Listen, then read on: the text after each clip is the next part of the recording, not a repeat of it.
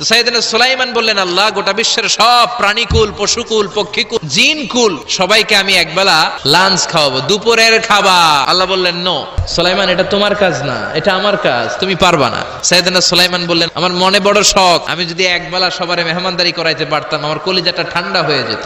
আল্লাহ বললেন, ওকে, ট্রাই করে দেখো পারো কিনা। সাইয়েদনা সুলাইমান আলাইহিস সালামের অনুসারী ছিল জিনেরা। জিনের বাদশারে বলল, জিনের বাদশা, দাও সাগরের পাড়ে 40 কিলোমিটার জায়গার মধ্যে খাবারের আয়োজন করো। জিনের বাদশা বিশাল বিশাল ডেগ পাতিল নিয়ে সমস্ত জিনদেরকে নিয়ে রান্না বান্নার কাজ শুরু করলো। 40 কিলোমিটার ব্যাপী জায়গা নিয়ে খাবার তৈরি করা হচ্ছে।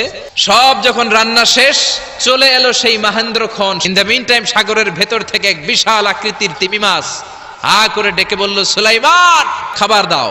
উনি ঘোষণা দিলেন, যাও এটারে খাবার দাও। তিমি মাছ বিশাল বড় হা করে বসে আছে সাগরে।